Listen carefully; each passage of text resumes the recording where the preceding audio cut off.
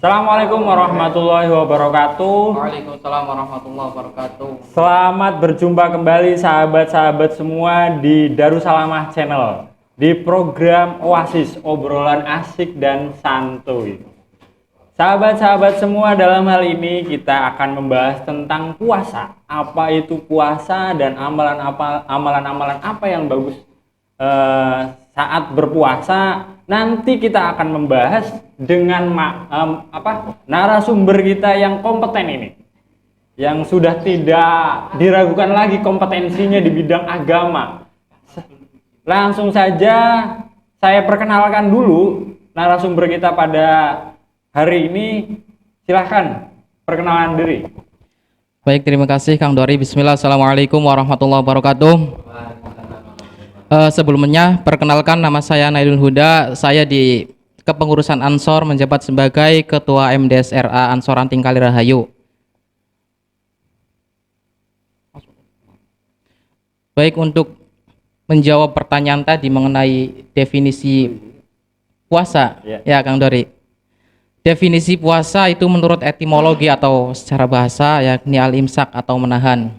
Sedangkan secara terminologi atau secara istilah itu menahan diri dari segala hal yang bisa membatalkan, seperti contoh makan, minum, dan lain sebagainya. Begitu. Jadi definisi puasa secara bahasa itu artinya menahan ya Kang Elul ya? Ya. Menahan dari makan, menahan nafsu dan sebagainya. Ya, benar. Jadi sebenarnya ada pertanyaan lagi gini. Tujuan kita berpuasa itu apa sih, Kang Elul? Tujuan kita harus menahan lapar, menahan haus, menahan hawa nafsu. Sebenarnya tujuan kita berpuasa ini apa, Kang Elul? Baik. Tujuan dari puasa itu sendiri yakni yang pertama Kang Dori, meningkatkan ketakwaan kita kepada Allah Subhanahu wa taala. Terus juga melatih kesabaran diri kita. Dan yang ketiga yakni mengorbankan semangat keimanan kita, Kang Dori. Begitu. Nah, dan juga mengapa puasa itu begitu istimewa di mata Allah Subhanahu wa taala? Sampai-sampai tadi kata Allah Subhanahu wa taala ngendika, as-saumu li wa ana ajzi bihi. Berpuasa itu li untukku wa ana ajzi bihi, dan Allah langsung dan saya langsung kata Allah yang akan membalasnya. Jadi begitu istimewanya berpuasa di mata Allah Subhanahu wa taala. Ini salah satu alasannya menurut Imam Ghazali adalah anna sauma kaffa wa taraka, bahwa berpuasa itu mencegah dan juga meninggalkan. Begitu kira-kira. Ada satu pertanyaan lucu dari sahabat saya, Kang Elul. Namanya sahabat Abdul Mujib. Beliau nitip pertanyaan kira-kira begini.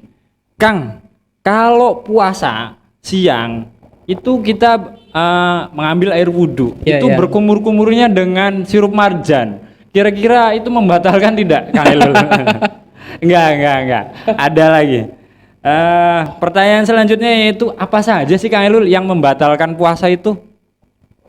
Baik, hal-hal yang bisa membatalkan puasa yang pertama yaitu memasukkan sesuatu secara sengaja ke dalam tubuh kita.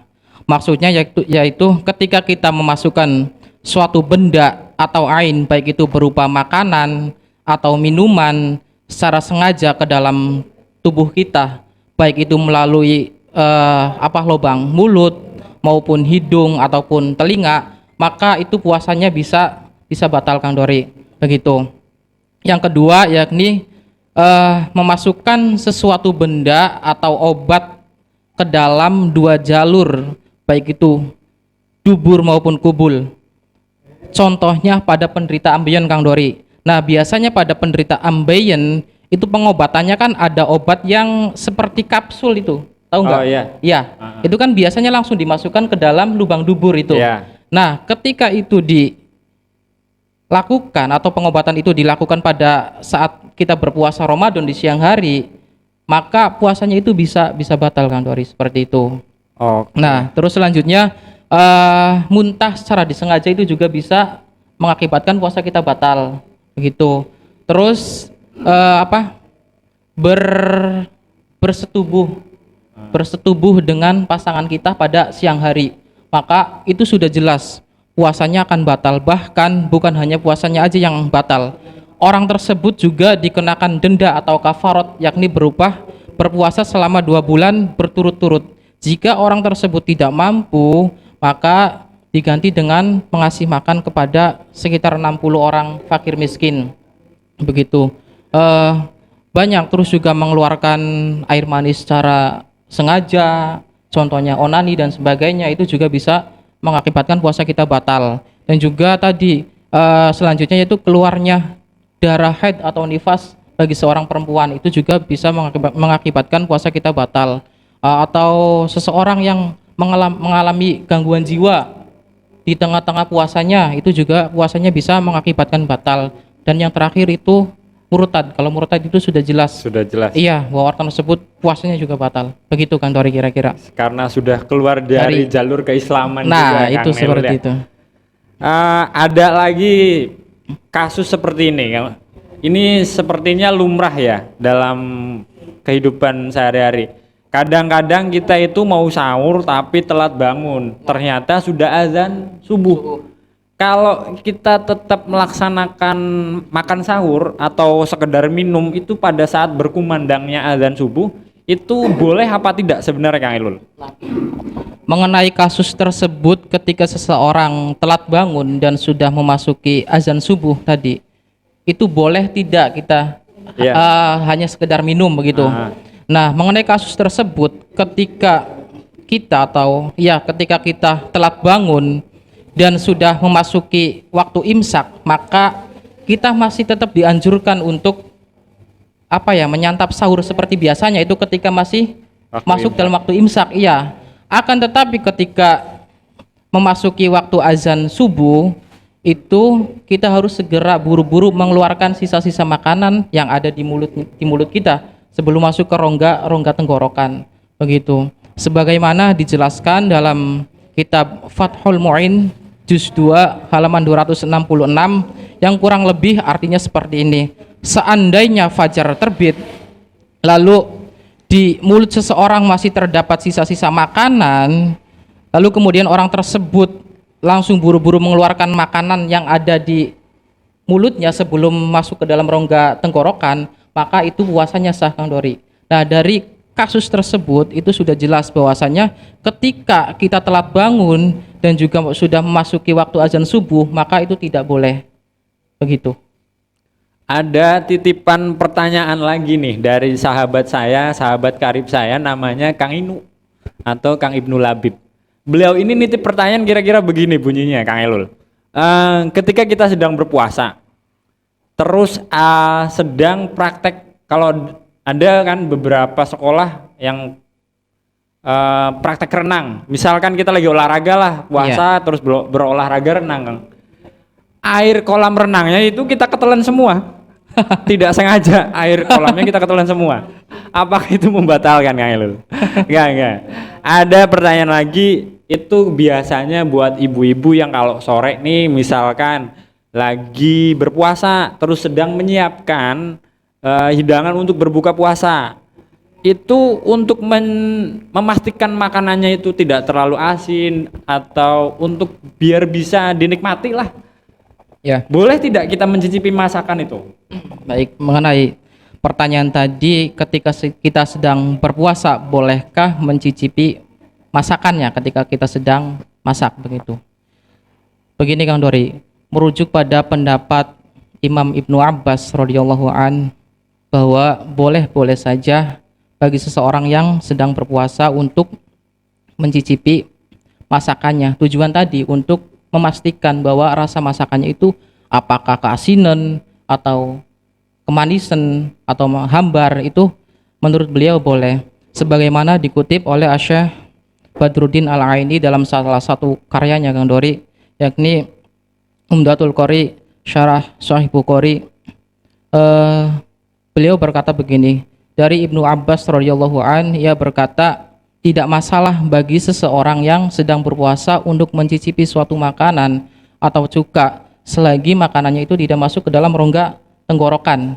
Begitu, itu boleh. Oke, siap. Nah, sedangkan menurut pendapat Syekh Sulaiman Asy-Syafi'i Al-Makki, itu kata beliau dalam Kitab Athimarul Yani Afir Adil Badi'ah, itu dijelaskan bahwasanya dimakruhkan bagi seseorang yang sedang berpuasa mencicipi masakannya. Itu dikhawatirkan, kenapa? Karena dikhawatirkan bisa membatalkan puasa kita. Dan juga kenapa dimakruhkan? Karena tadi dimakruhkan ketika seseorang tersebut tidak memiliki hajat atau kebutuhan, Kang Dori. Berbeda dengan seseorang yang menjadi juru masak, baik itu juru masak laki-laki maupun perempuan, itu menurut Syekh Sulaiman itu tidak dihukumi makruh, boleh-boleh saja untuk memastikan masakan tersebut apa asin beli, bumbu manis beli, seperti itu, Kang Dori. Titipan pertanyaan. Saya banyak banget ini Kang Elul kalau masalah titipan pertanyaan tentang puasa, karena ini kan ibadah wajib ya. Ya. Jadi banyak yang nitip pertanyaan, nitip pertanyaan ini. Nah, termasuk ini dari Kang Mujib lagi Kang Elul. Kalau berhubungan suami istri itu kan jelas-jelas dengan sengaja ya Kang Elul ya. Ya. Maka itu akan membatalkan, bahkan harus membayar denda atau kafarat. Kalau secara tidak sengaja, misal Kang Mujibnya ini lagi tidur, mimpi basah di siang bolong, itu kira-kira membatalkan puasa apa enggak, Kang Elul? Nah, untuk kasus mimpi basah di siang bolong saat berpuasa, contoh Kang Mujib lagi tidur enak-enak ternyata kebangun sarungnya ikut terus, ternyata mimpi basah, Kang Dori. Ya, pertanyaannya puasanya batal tak beli mengkonon ta? Nah ya, kalau tadi ketika kita sedang berpuasa lalu secara sengaja berhubungan intim dengan pasangan di siang hari, itu kan sudah jelas puasanya batal. Nah, berbeda dengan kasus ini, Kang Mujib mimpi basah di siang bolong, itu puasanya tidak batal, Kang Dori, karena tidak disengaja. Kecuali tadi kayak tadi onani kan itu secara disengaja. Iya, keluar maninya secara disengaja, maka itu puasanya bisa batal, begitu Kang Dori. Berarti kalau tidur itu secara tidak sengaja maka boleh-boleh saja, tidak membatalkan ya. Iya. Tapi harus secepatnya ini mandi wajib. Nah iya itu. Karena kan biasanya tidur siang, asarnya kita sholat maka harus junub dulu ya Kang Elul. Iya benar. Pertanyaan terakhir ini Kang Elul, karena waktunya sudah panjang. Amalan-amalan apa yang baik saat kita sedang melakukan puasa? Amalan-amalan apa saja yang baik dilakukan ketika kita sedang berpuasa, ya Kang Dori? Yang pertama yaitu melaksanakan sahur, Kang Dori. Sebagaimana sabda Kanjeng Nabi Muhammad SAW, la tazalu ummati bi khairi ma akharus sahura wa ajjalul fitra.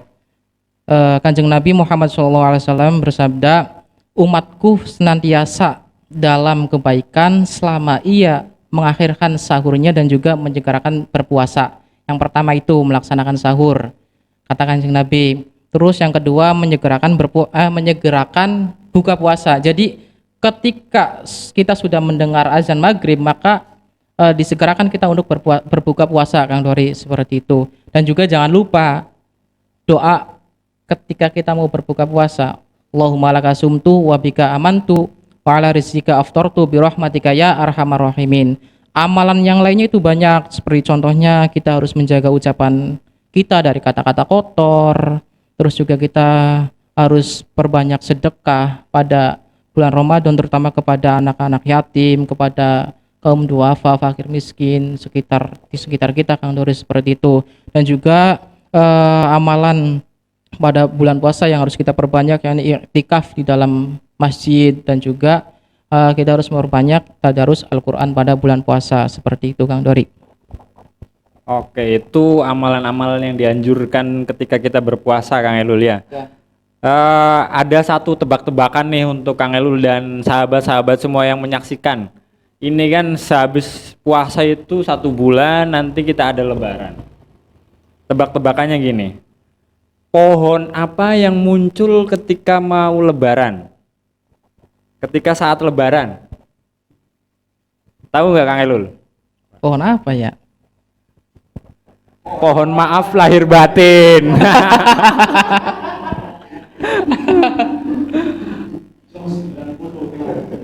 Oke, telah selesai kita podcast pada malam hari ini. Kalau ada yang masih ingin dipertanyakan lebih lanjut, silahkan datang di Sekretariat Ansor Ranting Kalirahayu yang ada di Darussalamah Jalan Kiai Haji Muhammad Yahya nomor 296 Blok Tentrem Desa Kalirahayu. Pantun terakhir untuk penutup, untuk apa jadi bujang ya Kang Mujib? Untuk apa jadi bujang? Kang Mujib. Jadi bujang hidupnya sepi. Inginnya podcast yang panjang, tapi sudah saatnya ngopi. Wassalamualaikum warahmatullahi wabarakatuh. Waalaikumsalam warahmatullahi wabarakatuh.